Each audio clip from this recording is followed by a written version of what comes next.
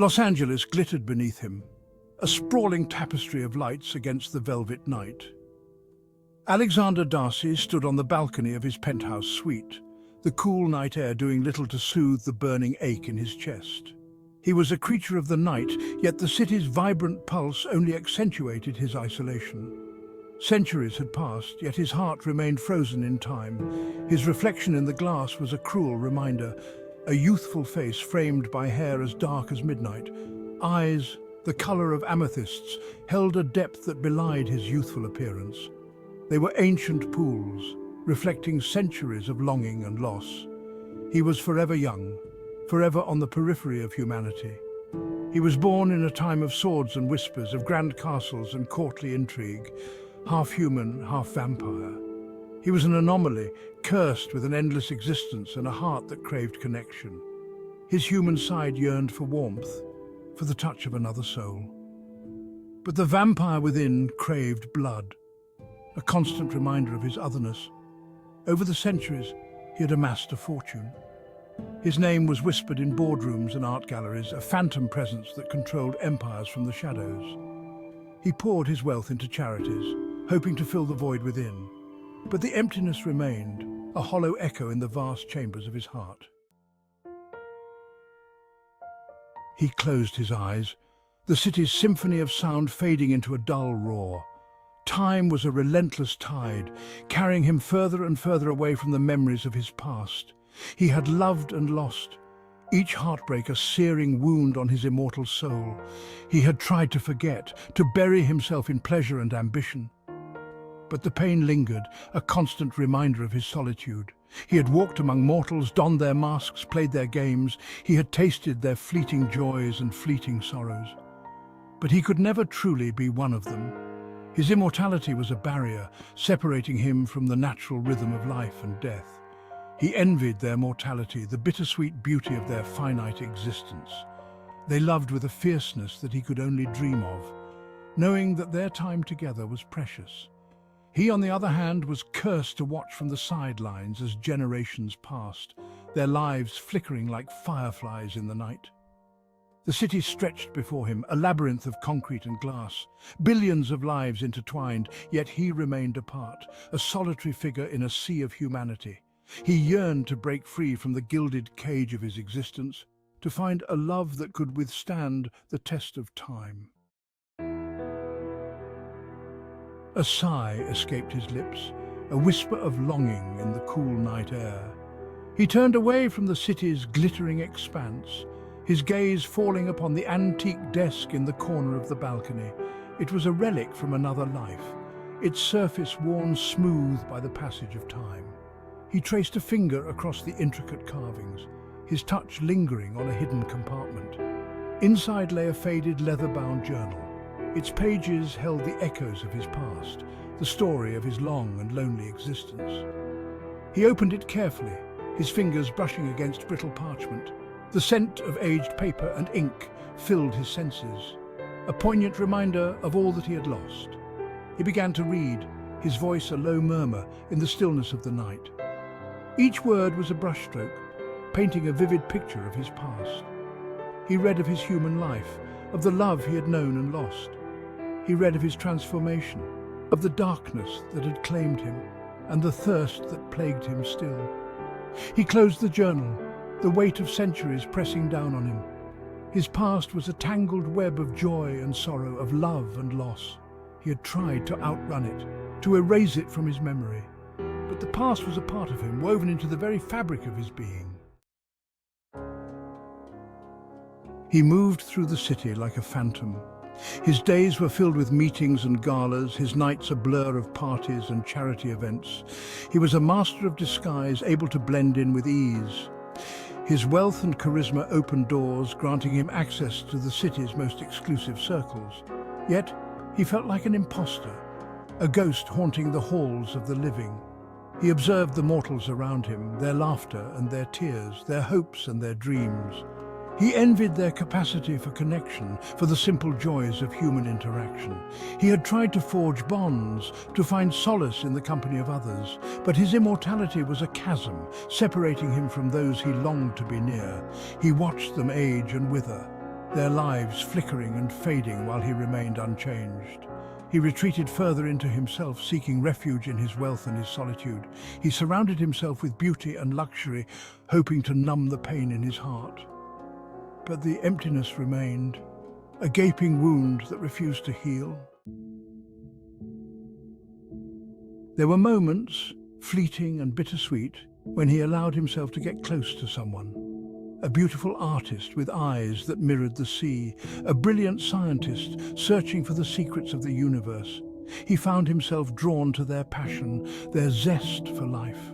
For a brief time, he could almost forget his curse, lose himself in their world. But the facade never lasted. He would reveal too much of himself, his knowledge of ancient history, his insights into the human condition. He would see the flicker of fear in their eyes, the realization that he was not like them. He was a creature of darkness, forever on the outside looking in. He broke off the connections, each separation a fresh wave of agony. He told himself it was for the best, that he was sparing them from the burden of his immortality. But deep down he knew he was running from the pain of his own loneliness. He craved a love that could withstand the test of time, a love that transcended the boundaries of life and death. But such a love seemed impossible, a fairy tale whispered in the shadows. He found solace in the city's hidden corners, the musty aisles of ancient bookstores, the hushed galleries of art museums.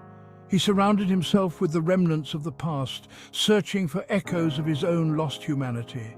He haunted antique shops, his fingers tracing the worn edges of forgotten treasures.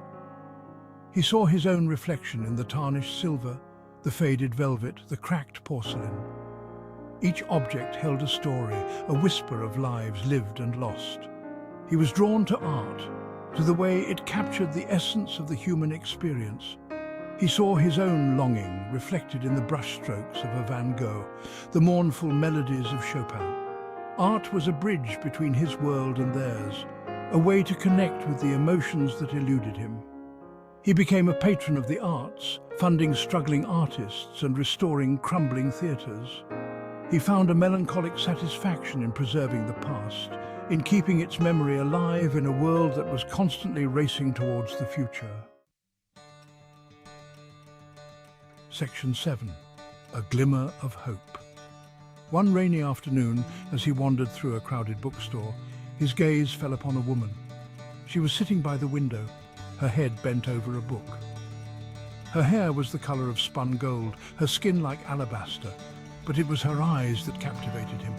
They were the color of emeralds, sparkling with intelligence and a hint of mischief. She looked up as if sensing his gaze, and their eyes met across the crowded room. Time seemed to stop. The air crackled with unspoken energy. He couldn't explain it, but he felt an instant connection to this woman, a pull that went beyond the physical. He approached her cautiously, his heart pounding in his chest. He had been alone for so long, he had almost forgotten what it felt like to be drawn to another soul.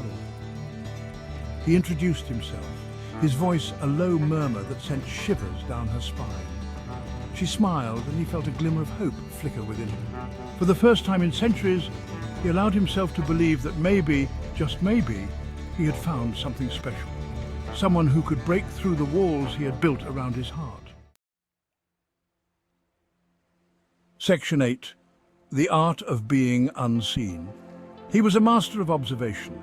Centuries of watching humanity had taught him the subtle art of blending in, of becoming invisible. He could disappear into a crowd, his presence unnoticed, his movements like whispers on the wind. He had honed his senses to a razor's edge. He could hear the faintest heartbeat, smell the subtlest change in the air. He saw the world with a clarity that mortals could only dream of, noticing the smallest details that others missed. But this woman, this intriguing creature with emerald eyes, she saw through his facade. She looked at him, really looked at him, and he felt exposed, vulnerable. It was both terrifying and exhilarating. She challenged him, pushed him to reveal more of himself than he had ever dared before. She listened with an intensity that both intrigued and unnerved him. He found himself wanting to tell her everything, to share the secrets of his soul with her. Section 9. A world on the brink of change. The world was changing around him. Technology was advancing at an unprecedented rate, blurring the lines between reality and fantasy. The internet connected billions of people across the globe, creating a vast and intricate web of information and communication. Alexander embraced these advancements, using them to his advantage. He built a tech empire, his companies at the forefront of innovation. He used his wealth and influence to shape the digital landscape, always staying one step ahead of the curve. But even as he immersed himself in the digital world, he felt a growing sense of unease. The pace of life was accelerating, leaving many behind. People were so consumed by their screens, they were forgetting how to connect with each other in the real world. He worried that this digital age, for all its wonders, was also isolating people, creating a generation lost in virtual realities. He longed for a simpler time, a time when people took the time to truly connect with each other. Section 10. The quest begins. He knew he couldn't hide from the world forever. He couldn't keep running from his past or his true nature. He had to confront his demons, embrace his immortality, and find a way to live a meaningful existence. The woman with the emerald eyes, she had awakened something within him, a spark of hope, a flicker of desire. He was drawn to her light, her warmth, her unwavering belief in the good in humanity. He decided to take a chance, to open his heart and risk the possibility of getting hurt again. He would tell her his secret, reveal the truth of who he was. He would let her decide if she could accept him, darkness and all. He knew that finding true love, a love that could last for eternity, would be the greatest challenge he had ever faced. But he was determined to try. He had lived for centuries, but he had never truly lived. This time, he would embrace life and love with all his heart. His quest for love had begun.